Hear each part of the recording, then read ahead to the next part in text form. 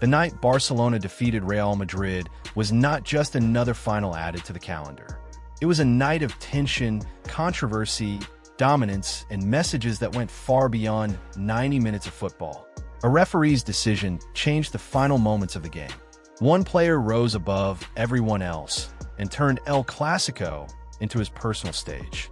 And then, when the celebrations were still echoing and emotions were still raw, an unexpected voice entered the conversation.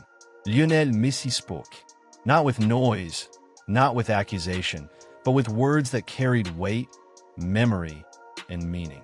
Today, we break down the referee's report that shook the final, the suspension decision that followed, the hero who defined Barcelona's victory, and the deeper message Messi sent to the football world. But before we begin, tell us in the comments, did Barcelona deserve to win this final? And if football is more than just a game for you, don't forget to subscribe, like the video, and join the conversation.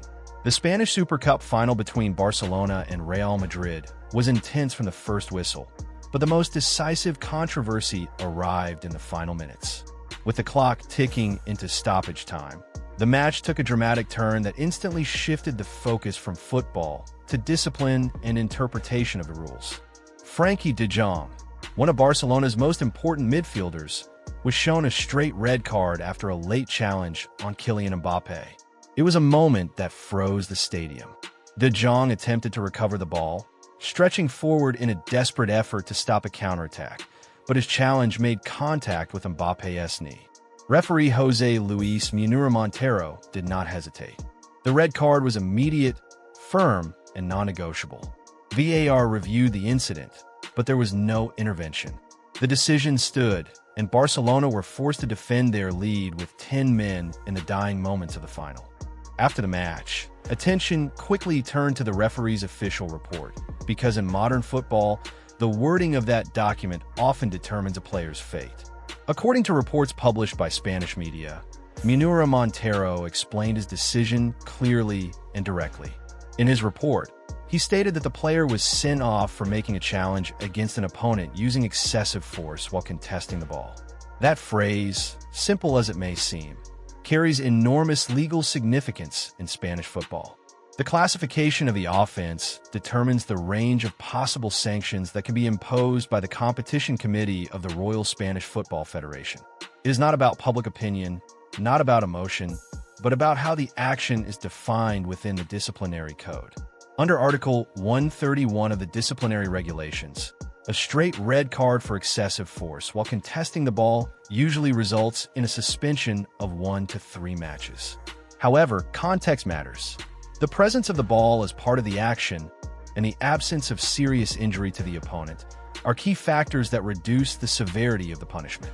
Even if the incident is interpreted under the framework of violent conduct, the regulations still allow for a minimum sanction when there is no intent to harm and no lasting damage caused.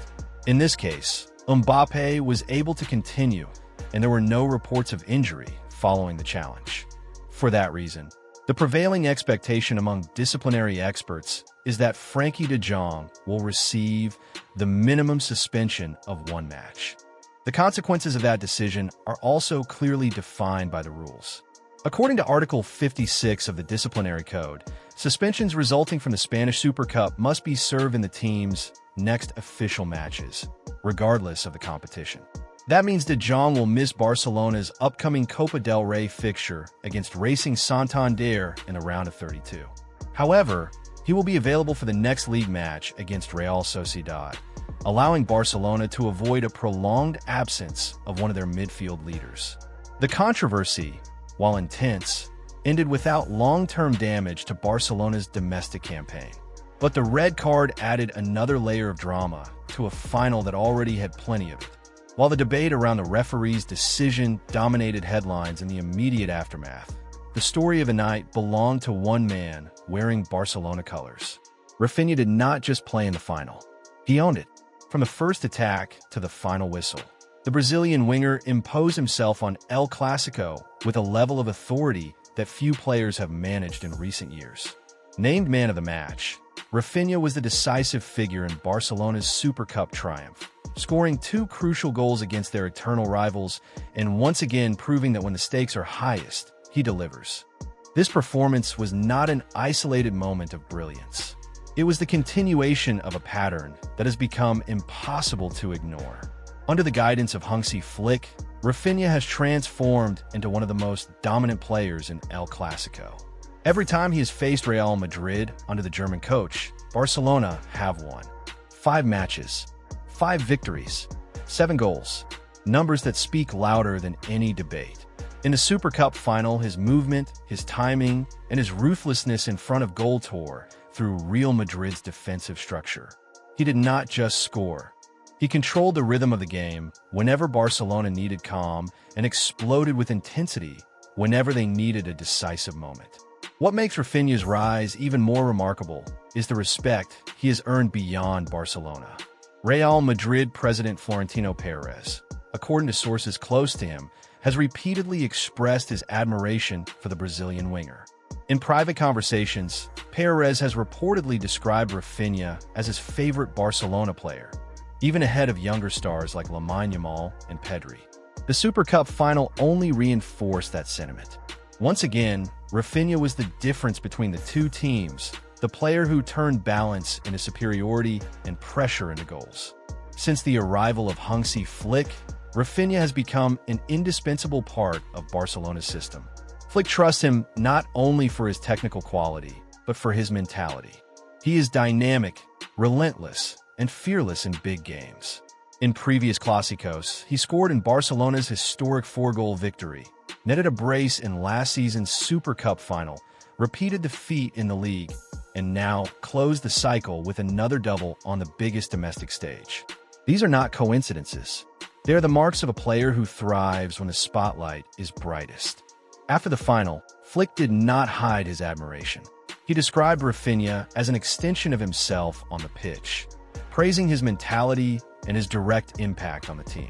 He highlighted how the winger missed one chance, stayed mentally strong, and then converted the next opportunity with confidence. According to Flick, Raphinha transmits enthusiasm to his teammates, lifting the collective energy of the squad. The celebration that followed the final captured this relationship perfectly.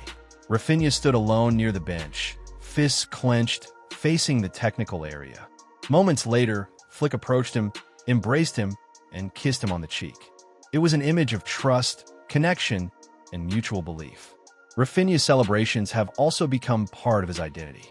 The glasses he wears during title-winning moments are no longer a coincidence. They are a symbol. With a smile, he admitted that he loves them and that maybe there's a bit of superstition involved. But beyond superstition, there are numbers. Last season, Raphinha recorded an exceptional 34 goals and 24 assists in 50 matches. This season, he has continued his progression, scoring 11 goals and providing 4 assists in just 17 appearances.